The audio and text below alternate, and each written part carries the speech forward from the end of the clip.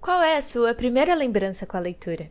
Eu confesso que não sei dizer exatamente qual foi a minha, mas com certeza foi na infância. E eu aposto que a sua também foi. Provavelmente essa lembrança envolve um adulto, talvez um parente ou até mesmo uma professora, que são as peças fundamentais para a formação de um leitor. No entanto, alguns adultos estão deixando de ler para as crianças.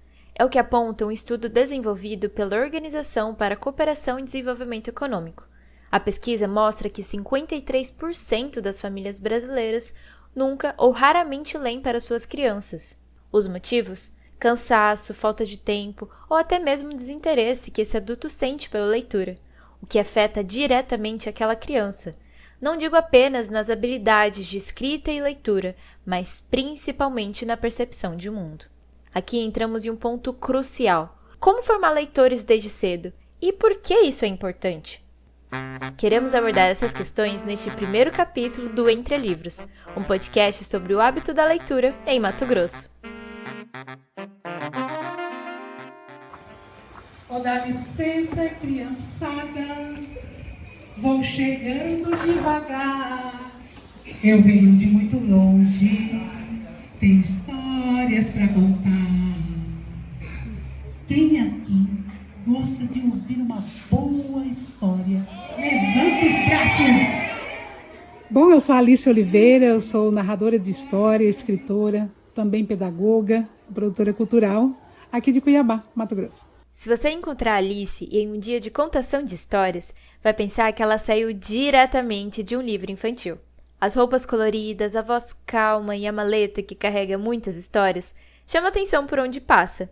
Alice é uma artista plural, que já fez de tudo um pouco, e foi em um curso de formação em 2005 que ela descobriu a contação de histórias. Aí o meu primeiro mestre foi o José Mauro Brant, que é um grande contador de história.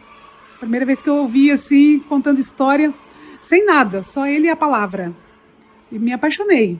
Eu falei, é isso que eu quero fazer. Aí eu falei, tá aí, o contador de história, uma mala, e a voz, a palavra e a história. Não parei mais. Então, a contação de história surge desde que o ser humano existe, porque é uma forma de se comunicar e também de a gente levar os nossos conhecimentos, né? A humanidade ela é construída a partir das histórias que se contam. Na contação de história, ela não ensina nada, na verdade. Ela forma pessoas, forma seres humanos. E para o resto da vida, porque você vai aprender para o resto da vida com uma história, que vai te dizer muito daquilo que você entende pelo meio que você vive.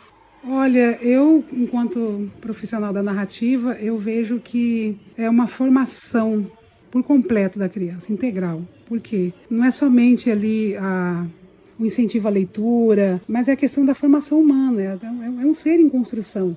Então, a criança está vivendo intensamente ali, as cognições que ela está fazendo cerebrais são inúmeras, né, de desenvolvimento, de comunicação, de interação, imagética. Então, a gente fala assim, a dimensão que isso toma no momento em que a criança está aprendendo, está na escola, é uma liberdade para ela. Eu vejo assim que uma criança que ouve história desde pequena, ela se desenvolve muito mais, tanto na escrita, no aprendizado, na questão também de reflexão sobre as coisas, de pensar, de questionar, né, de fazer perguntas, porque as histórias, elas nos movem a fazer perguntas, igual as crianças estavam fazendo ali. Por que ele não vai? Não, mas tem que ir. Sabe, elas questionam, porque elas estão interagindo dentro da história, e a vida é isso. A vida é você tomar decisões a todo tempo, você refletir sobre uma coisa, e as crianças fazendo isso na brincadeira, no faz de conta, ela leva isso para a vida adulta também. Então, acho que a alegria maior é essa, ver o sorriso do olhar da criança. Não é nem o sorriso no rosto, é o sorriso do olhar. Porque às vezes ela tá quietinha ali, mas tá com um olhar assim brilhante, sabe? Aí você fica assim imaginando, gente, o que tá passando na cabeça dessa criança? A alegria, a euforia.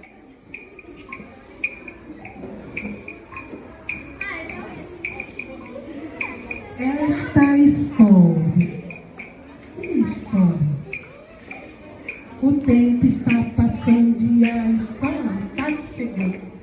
Mas, que história será?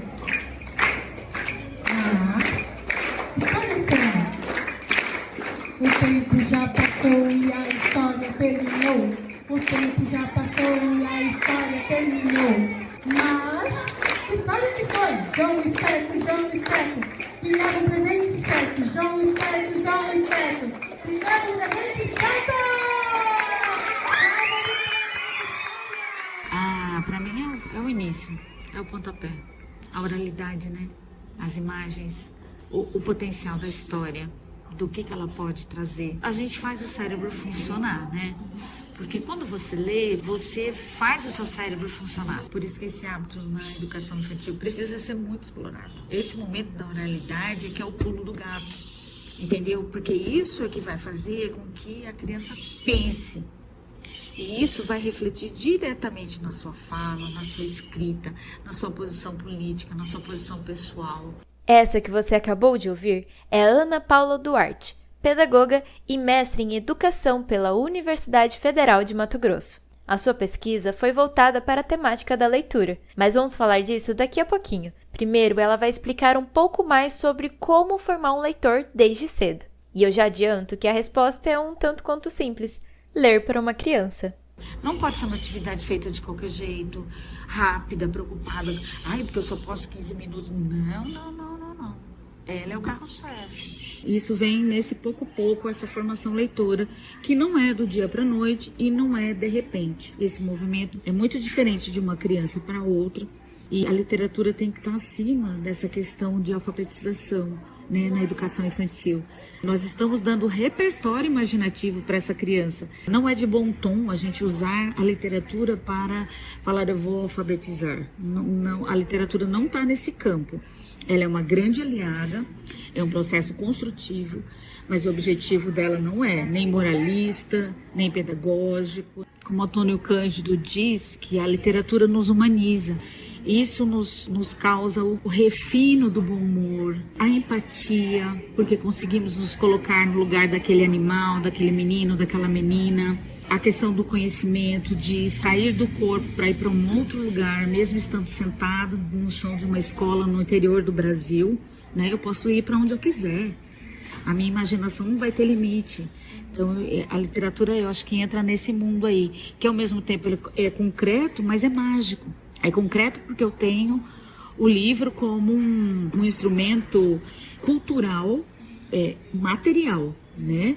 Mas essa imaterialidade cultural, ela atravessa mundos aí, épocas, né? Países, enfim, nações. No mestrado, a Ana Paula pesquisou a formação leitora de crianças entre 4 e 5 anos, com foco na formação das professoras que ensinam essas crianças. Ela analisou as práticas de leitura dentro das salas de aula de uma escola em Várzea Grande, que fica na região metropolitana de Cuiabá, em Mato Grosso. O que a gente queria falar era sobre a formação das professoras, que é um direito humano, e a gente percebeu, pelo menos nessa pesquisa específica, a lacuna formativa que existe na sua construção enquanto aluno, no decorrer do ensino fundamental, ensino médio, na sua lacuna formativa também na graduação. E isso é meio que geral. Elas eram em 5 profissionais, onde essa pesquisa foi feita, e existe essa lacuna formativa, porque a minha pesquisa fala sobre narrativas, então o método que nós usamos foi narrativas de professoras, sobre a sua formação leitora e práticas de leitura. Então, quando você faz a entrevista, elas contam desde quando elas estavam lá na educação infantil, até chegar nesse processo de formação humana e formação profissional. E é muito rico, né? Você ouvir as pessoas relatando situações importantes, decisões que tiveram que ser tomadas, enfim. Eu entrevistei 5 professoras, 2 não mencionaram em momento algum qualquer momento de leitura. Isso é uma questão muito séria para um profissional que está na linha de frente para formar essas crianças. Como que está sendo feito isso se você mesmo tem ou não tem ou tem pouca referência à leitura?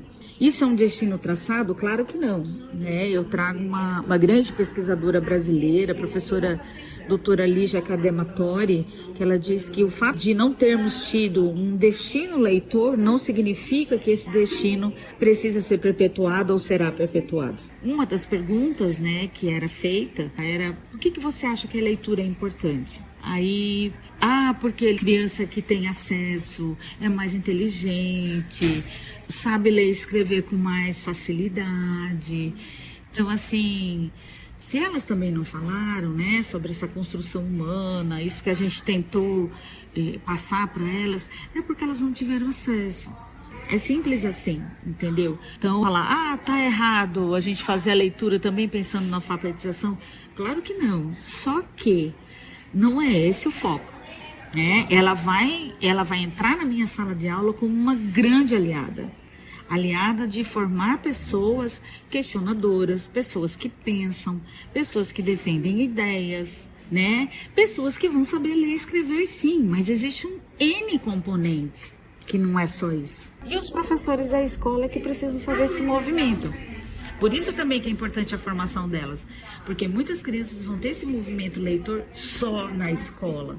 Essa vivência humana, essa experiência humana que a gente tem todos os dias, que eu acho que isso que é o que move os professores para eles não desistirem, porque é uma relação muito intensa de amor, de chateação também, de dor de cabeça, de preocupação, mas sem querer romantizar, porque assim, não tem nada de romântico, né? Eu acho que a gente está bem caindo na real. Não é segredo para ninguém que os professores são profissionais pouco valorizados, que resistem apesar dos salários baixos, da pouca estrutura de muitas escolas, da sobrecarga de trabalho e dos altos índices de violência.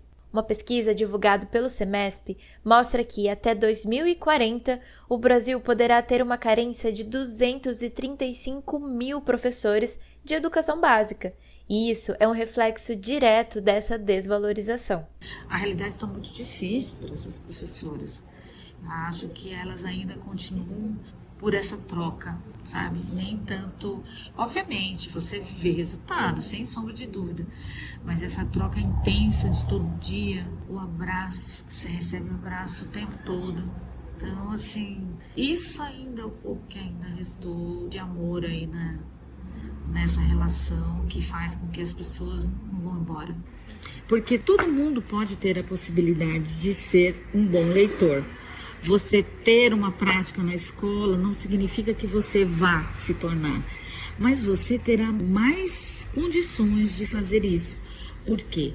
Porque a criança, além da escola, ela precisa estar cercada de bons hábitos pelos adultos. Um parente próximo, um vizinho, nos seus pais, nos seus irmãos, né? Então, se vê isso, porque tudo isso se constrói. Tem um autor que eu trago, é o professor Percival Brito. Na pesquisa, que ele diz que são formas diferentes de leitura. Ler para a criança é de uma forma, ler com a criança é uma outra perspectiva. A leitura na família, ela tem um significado de colo, de aconchego, de memória afetiva, de exemplo, de momento de família.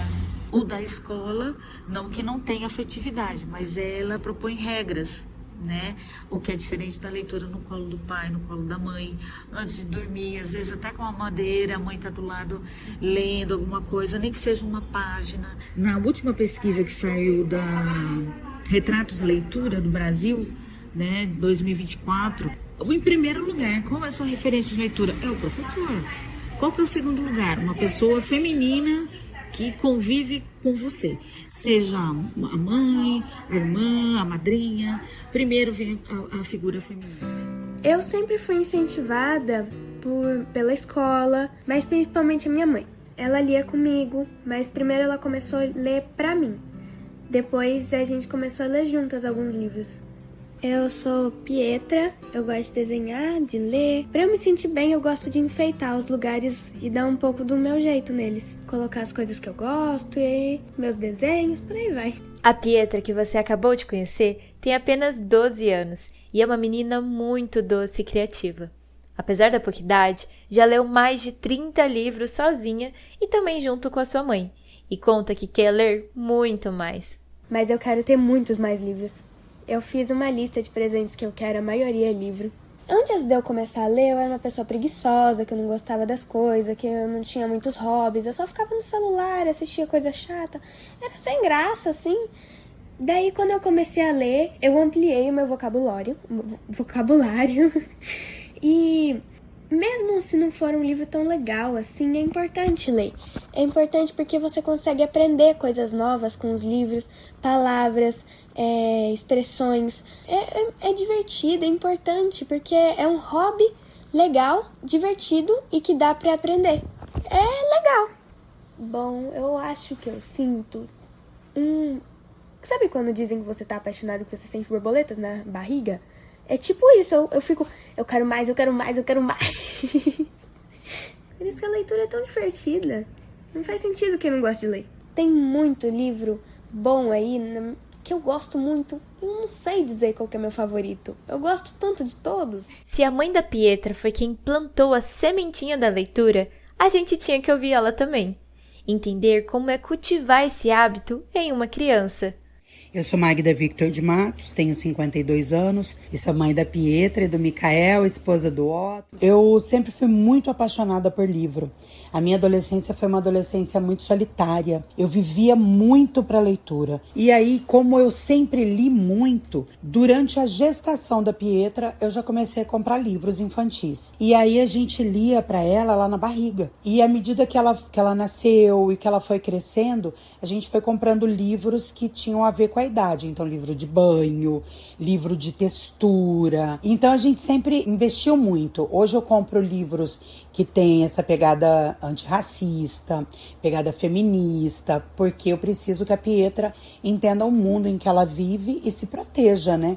Enquanto 53% dos pais raramente lê para os seus filhos, Magda tenta fazer desse hábito uma rotina.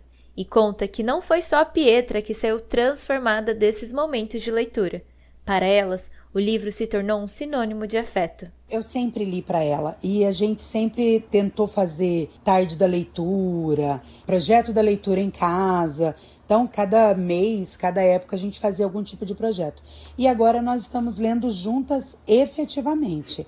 Ela lê primeiro o livro e eu quero entender o que ela gosta para também entrar na cabecinha dela, entender o que a minha adolescente agora sente, né? Porque é um universo novo a adolescência. E é um universo muito mais complexo do que a infância. Mas o hábito da leitura da Pietra hoje está me fazendo reviver o meu próprio hábito de leitura. E está me fazendo reativar isso e ter vontade novamente de ler. Aí eu leio os meus livros adultos e leio os livros adolescentes juntos. Né, Pietra? Eu quero que, apesar da diferença de idade entre a Pietra e eu, ela consiga conversar comigo sempre, ter em mim um ambiente aberto para ela discutir as coisas dela, conversar, se abrir, ter um espaço que seja de liberdade. Filhos, eles não são uma extensão de nós. Eles são seres humanos próprios, únicos, com vontades diferentes, com características diferentes, e o nosso papel é cuidar, é proteger, mas é também dar subsídio para que eles existam e de uma forma boa e consciente, né? Teve uma época que foi muito engraçada. Eu não sei o que livro que a gente leu que tinha canguru, e essa Pietra botou na cabeça dela que quando ela crescesse ela ia mudar para a Austrália. Mas assim, eu acho que essa viagem que a gente faz dentro das histórias é um sentimento que parte da vontade da gente de ser mais de um. Todo ser humano sabe o que é, sabe o que tem na vida, mas você momentaneamente viver outra realidade até ajuda com a resolução dos seus problemas diários. E também vê que nem toda realidade é dourada, né? Então tem sempre novos contextos para a gente vivenciar quando a gente entra dentro de um livro. A maldade humana, a corrupção, ela pode tirar tudo da gente, inclusive a nossa vida. Mas uma coisa que não se tira de um ser humano é o conhecimento. O conhecimento liberta, o que move o mundo não são as respostas, são as perguntas. Questionar é muito importante. Para finalizar esse momento, eu pedi para Magda ditar uma pequena carta para Pietra do futuro, porque eu sei que daqui a alguns anos ela pode não se lembrar com detalhes as suas primeiras leituras, mas com certeza o sentimento de carinho, amor e o incentivo que recebeu dos pais nunca será esquecido. Cuiabá, 30 de maio de 2026. Minha amada Pietra, eu gostaria, minha filha, que daqui a 20, 30 anos, eu vou chorar, que daqui a 20, 30 anos, quando você olhar para trás, que você se lembrasse desse momento que fosse uma recordação doce sobre algo que sua mãe e seu pai sempre te incentivaram a fazer. Foi ler livros e entender o mundo e a necessidade de viver de forma a tentar mudar realidades, não só a sua, mas a realidade das pessoas que te rodeiam. Eu gostaria que no momento em que você esteja lendo essa carta, eu gostaria de estar com você. Talvez eu não esteja. Se eu não estiver, saiba que todo o hábito de leitura que eu te incentivei a fazer foi para transformar você na pessoa que você é hoje. E que eu tenho muito orgulho de quem você com certeza se tornou. Eu tenho um orgulho profundo, minha filha, da pessoa que você se transformou, da pessoa que você é hoje. Eu te amo muito, Pietra. Assinado, mamãe.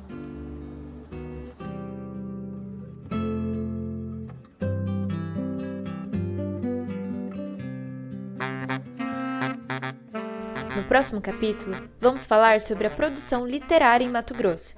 Queremos conhecer os desafios e os sonhos de quem vive de literatura aqui no estado. Se você quiser ver conteúdos extras sobre esse tema, é só ir lá no Instagram, @entrelivros.podcast. Este podcast foi realizado como trabalho de conclusão do curso de jornalismo na Universidade Federal de Mato Grosso. A produção, pesquisa, roteiro e edição foram feitas por mim, Mariana Freitas. A orientação é da professora Mariângela Sola.